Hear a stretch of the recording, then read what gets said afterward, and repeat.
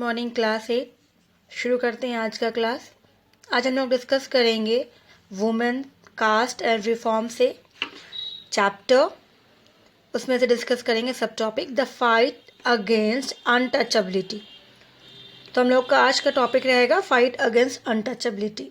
हम लोग ने लास्ट क्लास में सोशल रिफॉर्म्स के बारे में डिस्कस किया था, कास्ट एंड सोशल रिफॉर्म्स, कि किस तरह से caste and social reforms changes आई है during the British period and the सल्तनत, दिल्ली सल्तनत के समय में। फिर डिमांड्स किस तरह से धीरे धीरे रेज होने लगी है, किसके लिए, the demand for equality and justice. फिर इसमें मेनली किसने पार्टिसिपेट किया था, डिमांड्स को हाईलाइट किया था, दो पीपल, दो फ्रॉम द नॉन ब्राह्मण्स। तो उसी तरह से they work and they fight for the rights and justice के लिए। उसी तरह से अलग अलग लोगों ने फाइट किया था। तो आज हम लोग डिस्कस करेंगे फाइट अगेंस्ट द अनटचेबिलिटी, कि जो अनटचेबिलिटी थी, जो कास्ट थी, उनके लिए लोगों ने भी लड़ाई लड़ी और किस तरह से they have fight. Untouchability what is means, the untouchability means the छुआछूत, मोस्टली जो लोग, जिसे हम लोग लोअर कास्ट के नाम से कहा जाता है। तो ये चीज़ें पहले बहुत ज़्यादा मायने रखती थी। तो untouchability in its literal senses is the practice of ostracizing a minority group by segregating. Now what is the meaning of ostracizing? Means to refuse somebody to be a part of a member of some groups. जो कोई भी हो, किसी को refuse करना कि वो उस ग्रुप का हिस्सा नहीं बनेगा। तो मेनली किसे मना किया जाता था, किसे उसे इंक्लूड, तो मतलब इसको एक्सक्लूड करना है। जो भी अनटचेबिलिटी वाले होंगे उसको उस चीज़ों से एक्सक्लूड करना, अलग कर देना है।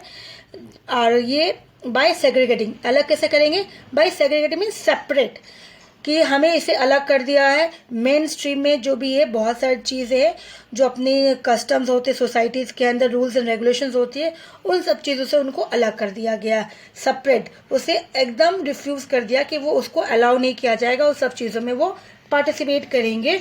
By social customs and legal mandate में भी वहाँ लीगलाइज भी कर दिया गया कि ये रूल्स एंड रेगुलेशंस जो है, ये जो बनाया गया है सोसाइटी में, ये सोशल कस्टम के साथ साथ ये लीगल भी है कि वो उनको अलाउ नहीं करेंगे, वो टोटली अलग हो गए, उसे रिफ्यूज़ कर दिया गया that they are not be a part of that society.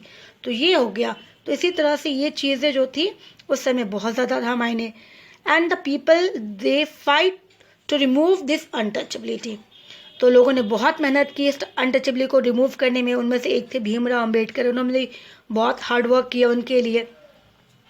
The term is most commonly associated with treatment of the Dalit communities. तो ये मेनली देखा जाता है कि अनटचेबिलिटी जो है ये सिर्फ मोस्टली जो है सबसे ज़्यादा कॉमन यूज़ करते थे दलित कम्युनिटीज़ के लिए, जो इंडिया में बहुत ज़्यादा है। एंड दे वर कंसिडर्ड, जिनको लोग मानते थे कि पोल्यूटिंग है, ये बहुत गंदे हैं और गंदगी फैलाते हैं, उनका ये मानना था। दे वर ट्रीटेड वेरी बैडली, उनके साथ व्यवहार करना, बहुत बुरी तरीके से व्यवहार करना, ये लोग उनसे दूर रहना चाहते थे। In fact they were are not considered as a human being also, उन्हें इंसान भी नहीं मानते थे, ह्यूमन बींग्स भी नहीं मानते थे। And for that many reformers, तो इनकी जो व्यवहार थी, जो लोग उनके साथ करते थे, इनको देख के जो सचमुच रियल, जो नहीं चाहते भेदभाव करना, जस्टिस चाहते, बहुत से रिफॉर्मर्स थे, जिसमें से एक भीमराव अंबेडकर थे, जिन्होंने ट्राई किया टू रिमूव दिस बैरियर्स, जो है वो हटा दिया जाए।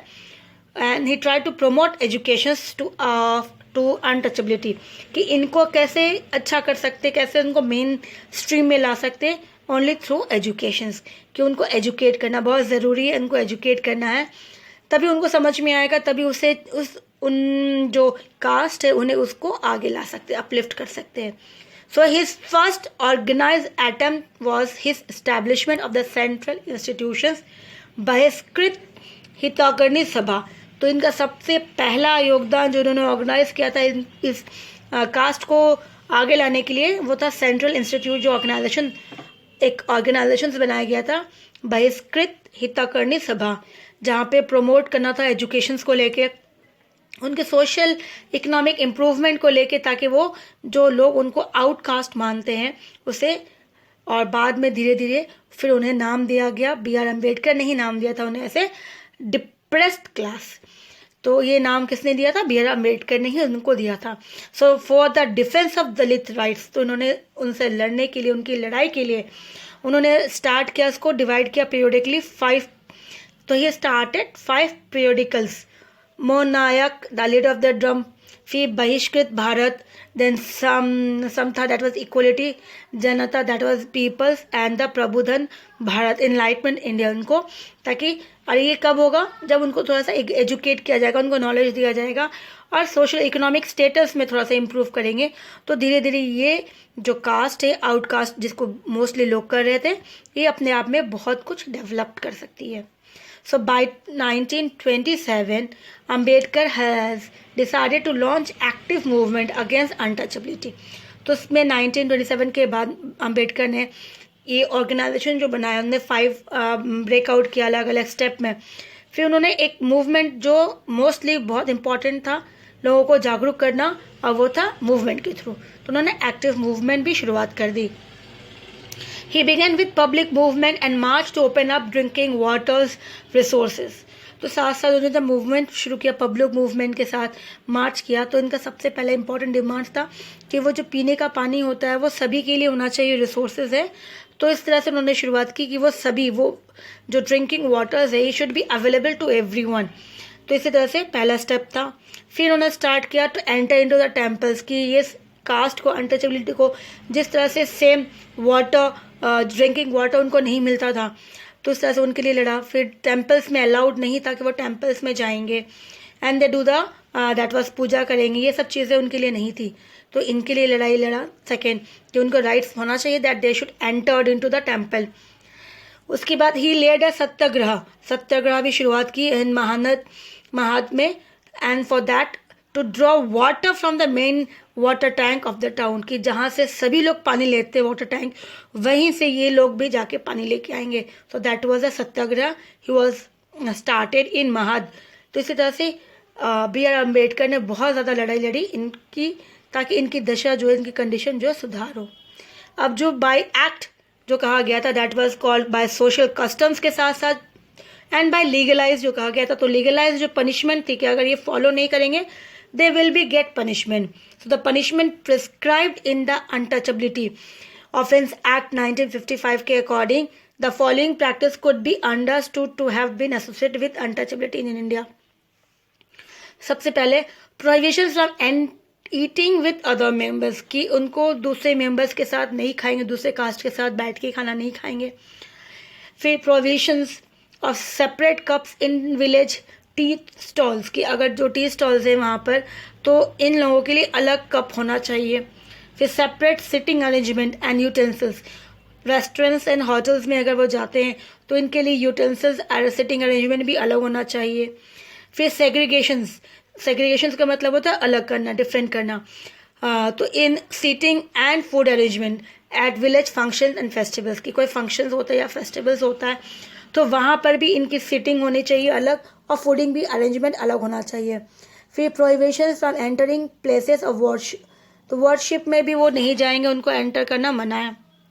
ना प्रोहिबिशन फ्रॉम वेयरिंग सैंडल्स और holding umbrella in front of higher caste members, कि अगर कोई मेंबर खड़ा है हायर कास्ट का, अगर कोई वेयरिंग करता है सैंडल्स, तो उसको सैंडल्स नहीं पहनना है, अम्ब्रेला होल्ड नहीं करना है, दैट विल बी इंसल्टिंग उसके लिए.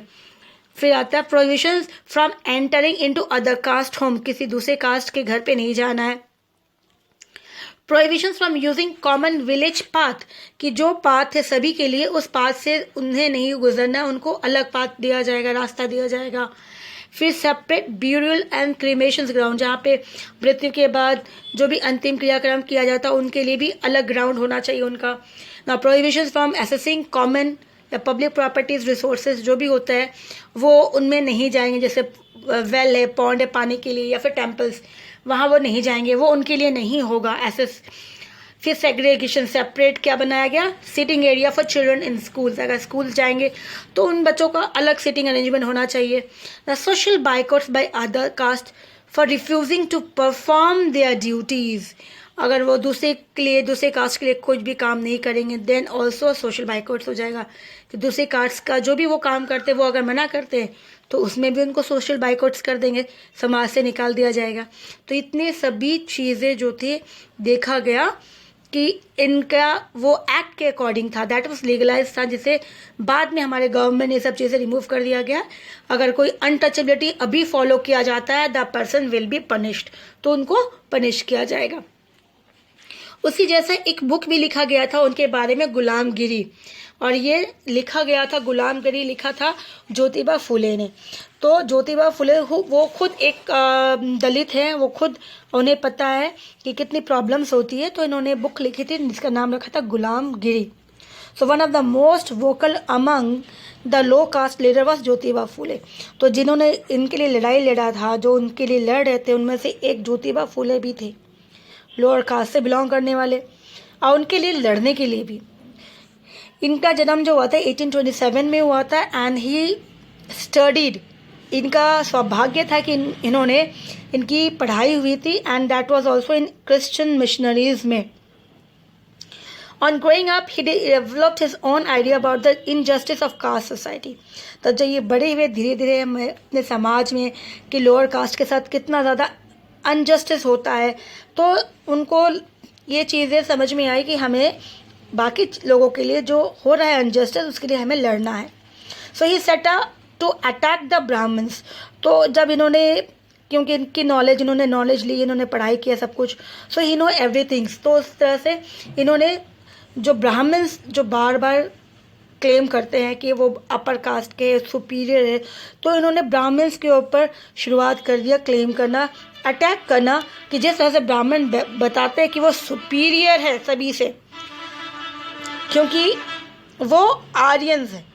तो ज्योतिबा फुले ने आर्ग्यू किया कि दैट आर्यंस जो है वो फॉरेनर्स है, वो बाहर से आए, इंडिया के नहीं है, फ्रॉम आउटसाइड सब कॉन्टिनेंट से बिलोंग करते हैं, and defeated and subjugated the true children of the country. वो बाहर से आए और हमारे देश में आके हमसे हमारा ज़मीन छीन लिया, सबजुकेटेड मीन्स हम पे हुकूमत करना शुरू कर दिया, हमें हराया, हम पे रूल करना शुरू कर दिया, and who have lived here from before the coming of the Aryans, जो आर्यन से पहले रहते थे। सो आर्यंस जो है वो बाहर वाले जो हम पे डोमिनेट कर रहे हैं, हम पे रूल कर रहे हैं, और फिर हमें डिफीट करके हमें कहा जाता कि हम इन्फीरियर है, लोअर कास्ट के हैं। So according to Phule the upper caste had no right to their land and powers. तो उन्होंने कहा कि अपर कास्ट जो है, जिसका खुद का ज़मीन नहीं है, उन्होंने हमारी ज़मीन हमसे छीनी है, तो उनका कोई पावर नहीं होता। रियलिटी में देखा जाए, ये ज़मीन किसकी बिलोंग होती है? इंडिजिनस पीपल्स, जो मेनली लोअर कास्ट के हैं। तो इस तरह से ज्योतिबा फुले ने इन्हें शुरुआत की, काउंटर में जवाब देना शुरुआत किया, अटैक करना शुरू किया। ना ज्योतिबा फुले ने वापस क्लेम किया that before Aryans rules they exist a golden age, कि आर्यन से पहले जो हम लोग थे यहाँ पे वो गोल्डन एरा था, गोल्डन एज था, जहाँ पे जो वेन वॉरियर्स पीजेंट्स जो थे, किसान जो थे, वो अपनी ज़मीन आराम से खेती करते थे, खाते थे, रूल करते थे मराठी कंट्री साइड्स में, और कोई प्रॉब्लम नहीं था। हिपोबस द शूद्रा लेबरिंग जो कास्ट थी, एंड अति शूद्रा जो अनटचेबल्स था, ये उन सभी को कहा उन्होंने कि हमें मिल जाना चाहिए, शूद्रा और अति शूद्रा सभी को मिल जाना चाहिए, ताकि जो ये चैलेंज हमारे ऊपर आया है कास्ट डिस्क्रिमिनेशन का, भेदभाव का, तब हम लड़ सकते हैं अगर हम एक हो जाए। सो सत्य शोधक समाज इन्होंने बनाया था ज्योतिबा फुले ने, to fight for the equality, caste को इक्वलिटी देने के लिए ज्योतिबा फुले ने सत्य शोधक समाज बनाया था। So according to Gandhi ji also the practice of untouchability is a leper wound, जिस तरह से बोलते हैं लेप्रेसी होती है, कोड पहले बोलते थे कोड हो जा रहा है, तो दैट इज लेपर, कि ये हमारे शरीर का एक ऐसा है जो बहुत ही गंदा है, कहीं हो जाए तो पूरे शरीर को गंदा करेगा। तो ये जो है अनटचेबिलिटी, ये एक बहुत ही गंदी चीज़ है।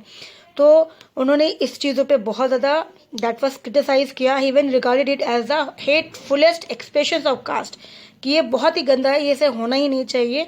ही made it his life mission to weep out untouchability, और जिसके कारण उन्होंने अपने जीवन में खुद सारा काम किया जो अनटचेबिलिटी करते थे, ताकि लोगों को समझ में आए कि अनटचेबिलिटी कोई ऐसा कास्ट नहीं होता जो छुआछूत के, सारा काम हमें खुद करना होता है।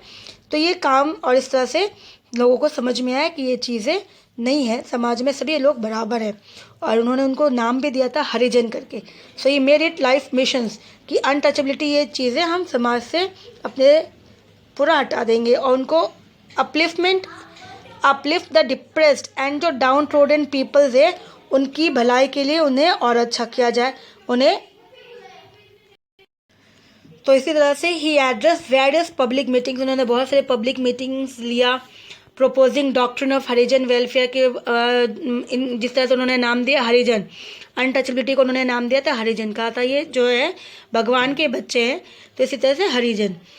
तो उसको किस तरह से हम इम्प्रूव कर सकते हैं और अच्छा कर सकते हैं। इन्होंने बहुत सारे प्रोसेशन हरिजन को आगे लाने के लिए विद अदर अपर कास्ट के साथ मिला के उनके साथ मिल के पार्टिसिपेट करना, पूजा में, भजन में, कीर्तन में, पुराणास में, सब जगह, ताकि उनको बराबर अधिकार मिले। In 1932, Gandhiji began a new campaign to improve the life of the untouchabilities, whom he started referring to as a Harijan, as a child of God. साथ साथ 1932 में इन्होंने कैंपेन्स एंड मूवमेंट भी शुरू कर दी थी ताकि इनका तो कंडीशन है और अच्छा हो जाए और इम्प्रूव करे, और इन्होंने जिस तरह नाम दिया था the child of God. So on 8 May 1933, Gandhiji began a 21 days fast of self-purification and launch a 1-year campaign to help the Harijan movement. इनको और अच्छे से और लोगों को समझाने के लिए, जागरूक करने के लिए ऑन 8 May 1933 में गांधी जी ने शुरुआत किया था 21 डेज का फास्ट, ताकि खुद को अपने शुद्धिकरण करना। और फिर बाद में उन्होंने एक लॉन्च किया था 1-year कैंपेन। तो उस कैंपेन में मेनली था कि उस हरिजन को हेल्प करना, हरिजन मूवमेंट करना, और ये mostly with the help of Mahatma Gandhi and B.R. Ambedkar. तो बाद में जो है इन्हें नाम दिया गया था एज ए शेड्यूल, जिसे आज हम लोग SC और ST के नाम से जानते हैं। ये महात्मा गांधी एंड B.R. अम्बेडकर दोनों की मेहनत का फल है। जिस तरह से जो उन्हें पहले अनटचेबिलिटी, फिर महात्मा B.R. अम्बेडकर ने उनको नाम दिया था डिप्रेस क्लास, फिर महात्मा गांधी ने नाम दिया था हरिजन, फिर महात्मा गांधी एंड B.R. अम्बेडकर दोनों ने मिलकर फिर बाद में इनको नाम वापस दिया as a schedule caste and schedule tribes, जो आज इसी नाम से इसे हम लोग बोलते हैं SC एंड ST। तो इसी तरह से ये लोगों के लिए लोगों ने अलग अलग रिफॉर्मर्स ने बहुत सारे रिफॉर्म्स किया, मूवमेंट किया, तब जाके आज उन्हें राइट्स मिली है। ठीक है, तो मोस्टली हमारे जो चैप्टर्स है कंप्लीट हो गया है। Next day we will start a new chapter. ठीक है, थैंक यू।